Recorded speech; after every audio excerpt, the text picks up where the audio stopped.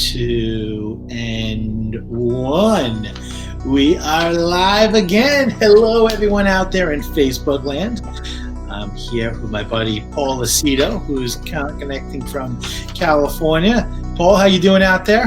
I'm doing great, Andrew. How you doing, buddy? Very good, very good. Good to see you after this nice Labor Day weekend. So if this is the first time you're catching this, Paul and I decided to take Jay Doran's book, 30 Days of Thought, and take 30 days of thought and dig into a section. And we do it just about every week, where we take a section, and the book is designed for you to read the book, write down your thoughts about the topic that Jay discusses, and then record a video. And in the book, Jay gives specific directions and instructions to record your video, and allows you to kind of become comfortable with your own thoughts and become comfortable on camera. It's been a great process, Paul and I, just to kind of become more comfortable with being uncomfortable. We've decided to take this live to Facebook, and that's what you are seeing here. So what we always like to do, we always like to start this off with Paul kicking it off. So this one is what we're focusing on today is the information age. And hold on for a second. I forgot. I want to kick it off with Jay's words to kind of start this off. He kind of does a little summary of the chapter. Today is a new day. It is your world to conquer, the information age. And with that, Mr. Lucido, why don't we turn it off to you and have you kick off and share your thoughts about information age. Thank you, Andrew. I appreciate that. And yeah, this is actually a pretty good one. I think most of us are going to be able to relate to this. By the way, this is our 14th episode. I can't believe it. We've already got 13 under our belt. Today makes number 14. So information age, one thing throughout history, as Jay is trying to convey, is that one thing has always been evident is change. And throughout history, and one of the biggest changes that occurs is culture. Culture changes over time, right? Now, Jay will harken back to, days of Alexander the Great. He also will harken back to the advent of Christianity, all that coming into its own, and how that's over time, affected each and every one of us. All those little milestones and some huge milestones have created a legacy and practices and cultural shifts, if you will. So with that, one of the biggest cultural shifts that we're all going through is the information age. We are now all plugged in as a society, as a whole, globally. Everybody now has access to one another. And one of the things that Jay is saying here, today is a new day. It's your world to conquer. Because now we all have a voice, right, Andrew? Everybody has an opportunity to convey their thoughts, whether it's 30 days of thought or it's anything that they may have read. We're all kind of ambassadors now. Some of us are advocates. Some of us are literally experts in our field. Each and every one of us is conveying information out there on the airwaves, those airwaves now being through the World Wide Web, as we all know. And one of the things is we have to have some fiduciary responsibility that we exercise. Are we actually putting out good information? Is it viable? You got to sit there and think about the fact that we're all now given the opportunity to shapeshift this culture a little bit. And as Jay is kind of pointing out, there are many different cultures that are now contributing to the whole. If I could use the word holistically, if you will. And so with that, one of the things he talks about is he says, for the first time, the power leans toward the masses. And it's all our cultures, right? Which is kind of what I've just said. And it's our responsibility to spread positivity and joy. So I go back to the fiduciary responsibility. That is our responsibility to try to put out good information, to try to be honest, to be as transparent as possible, and to try to connect with people. So let's just start there. I'm going to roll this over to you, and let's have a discussion, conciliatory or otherwise. So you're up, my man. Interesting. So like this was, I thought this was a perfect section for me to read last night to my kids. I try every few sections to kind of share it with my kids. My daughter Vivian, she just picks up on this stuff. Eva is not as into it as Vivian, but I'll say this: last night we all realized actually that this section is it almost talks about like how information is like the new weapon. It's power. It's what allows us to today. Actually, we don't need a sword to take over the world. We need guns. Information. You can take over the world, or take over a country, or take over a community through information. And that was, it was my message that I told to my kids as they start school today. I said, what you're learning in class, what you're learning actually in school, are the seeds of things that you can use to do whatever you want, whether it's take over a company, take over a nation, take over an organization, and have some significant impact in this world. And that's what I got from information age, is that here we are actually in an age where information is just the most powerful tool. It's our swords. It's the things that we have right now actually to have the biggest impact on the world, rather than fighting and violence and spreading misinformation or malinformation just because it suits our needs. Yeah, so let me respond to that a little bit. Number one, you're absolutely right, and you're going in this similar direction as I'm going into, and that direction is simply this: how you assimilate that information, number one, and then number two, how you wield that information, how you use it. Do you use it as a weapon, as you said? Do you use it for the greater good? There's an old saying, and my brother-in-law says this, and he always makes me laugh. He says, sticks and stones may break my bones, but words will, and I can't use the adjective, but frickin' kill you. Words are a powerful thing. And sometimes you might choose to go with sticks and stones because you can recover. Sometimes from words, it's very difficult to recover. Going back to emotions, going back to how you just stir things up. And we have a lot of people out there, that are stirring things up, stirring up the soup, bringing things to a boil, whether it's political or whatnot. The bottom line is, you do need to be responsible for how you use that information.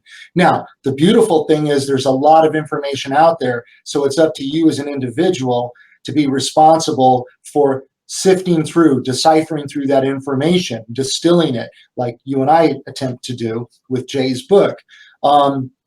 And at the end of the day, I think that knowledge is absolutely a powerful thing. I know that, there's the old saying, the golden years or the golden era, but I will tell you, we've come a long way. This is the technological evolution. There's no doubt about it. The fact that we can have this conversation as you and I are doing right now, that we can bring some of this information to the forefront. I listen to all these TED Talks, as I've mentioned before, a lot of podcasts. By the way, congratulations, episode 21 on Mortgage X podcast. Andrew was interviewed, so be sure to watch that. I just saw it post today, and I'm very excited to listen to that, Andrew. But at the end of the day, look, be responsible. Make sure the information you're putting out has some merit to it. Everybody's got an opinion. I get that. And everybody is entitled to what they think.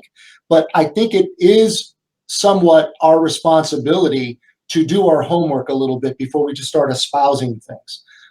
You have to be somewhat knowledgeable. You don't have to be an expert, but you just want to have some general knowledge to be able to actually have the conversation and tee it up. So that's kind of where I'm at with it. Any thoughts on that? No, I think I think you made some good points. I mean, so with this knowledge, with this information, with great power comes great responsibility. Um, I think that is a very powerful thought. But it's funny. It's sticks and stones may break my bones, but words will effing kill me. It's funny. But like here we are. Actually, I'm talking about my kids going back to school. The bullies used to be bullies who would physically threaten you, and that was something that was scary. Now it's not physical threat that was really freaks people out. It's words. It's the words that are being shared on social media. So yeah, this information age. It's a very, very powerful tool. We have our sword is now the words. Yeah, it's definitely a different time and place than when you can just take over a nation with brute force, and that's to that end. I agree.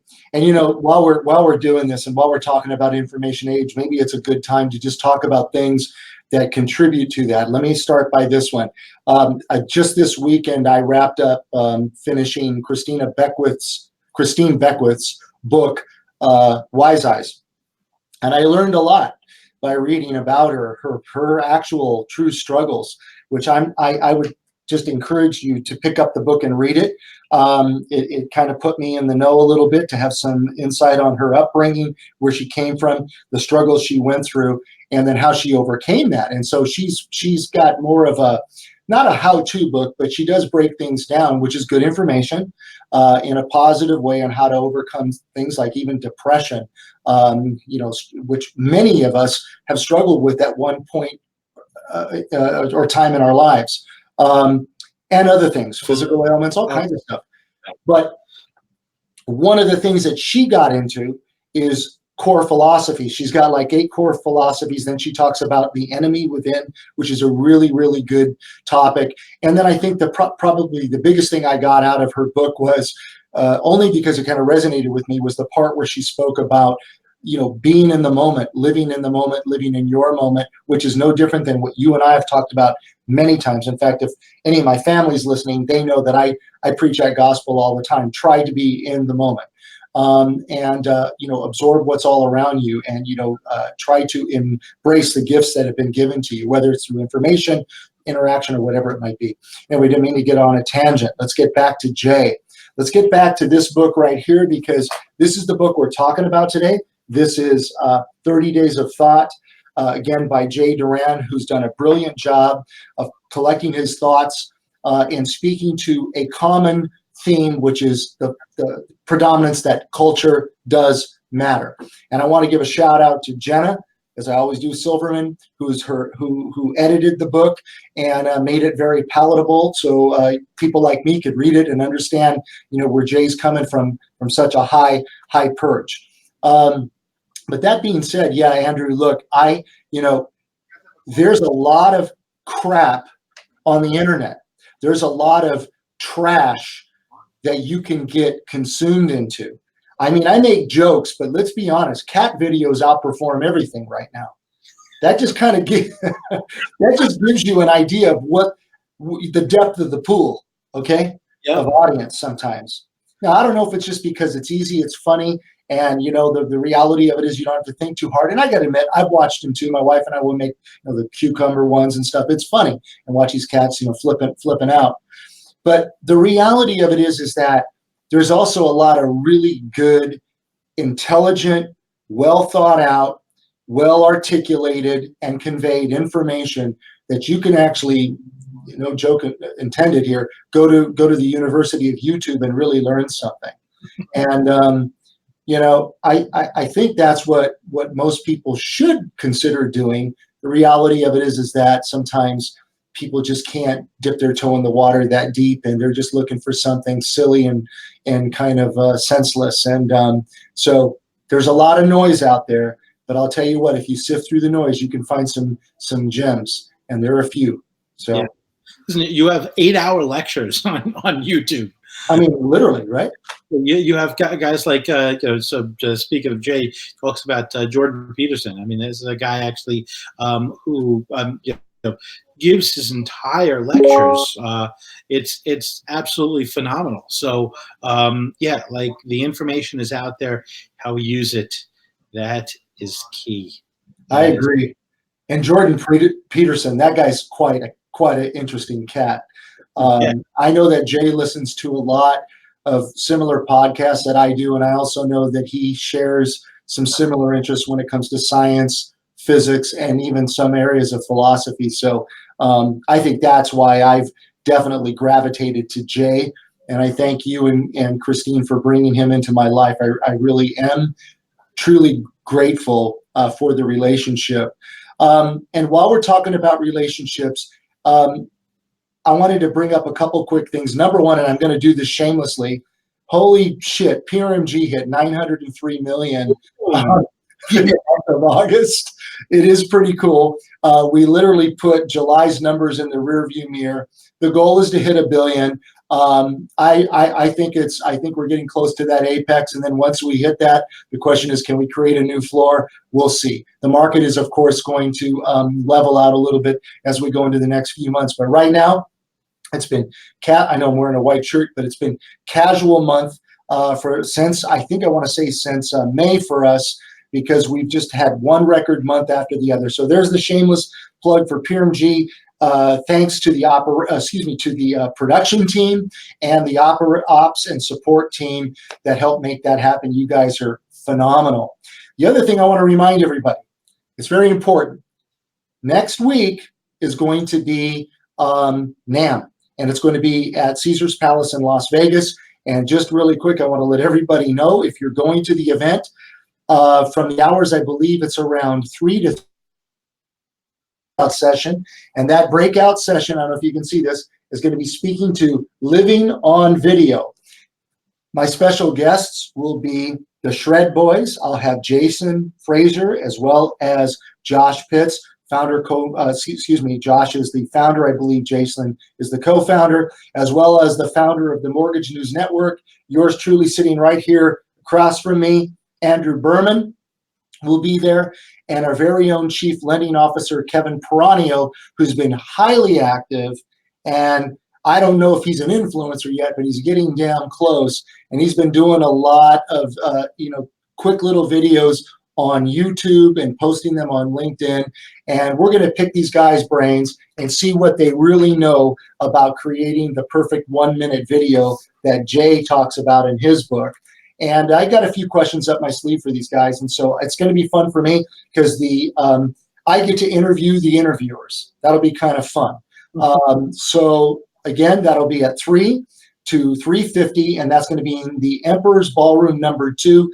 You guys don't miss this event. I want you to come there because you want to be there and learn something. And if you do, and if it takes me entering you in to get an Apple Watch, God bless you, I'll do that. But I want to put butts in the seats, as Christine Beckwith would say.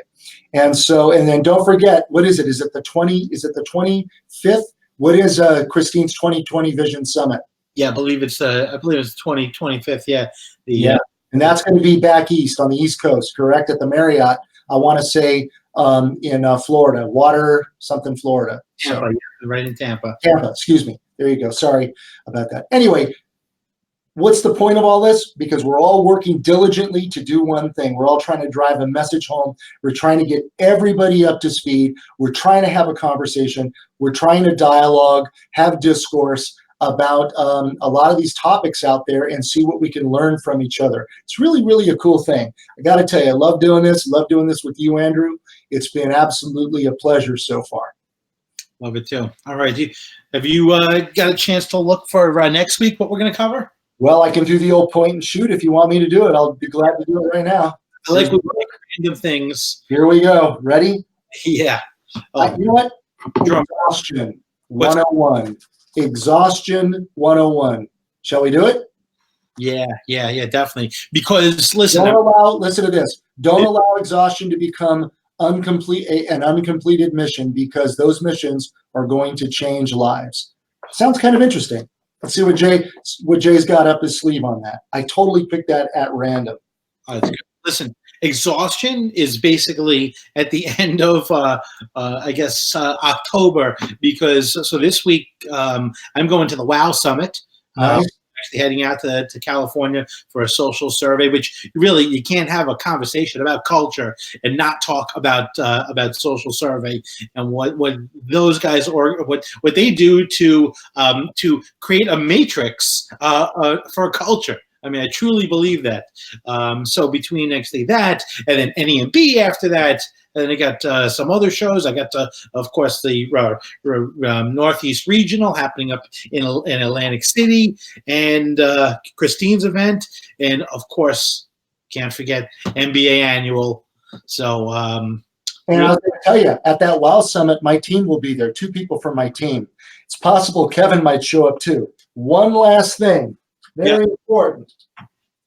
I want to make sure that when you guys come to the breakout session from 3 to 3:50 on Saturday, Emperor's Ballroom, Caesar's Palace, make sure you get your ticket so you can come that evening to the top of the Omnia Terrace and have a good time with the PRMG team and everybody. Andrew will be there. We're all going to be there. But you got to come to the breakout session to get the ticket.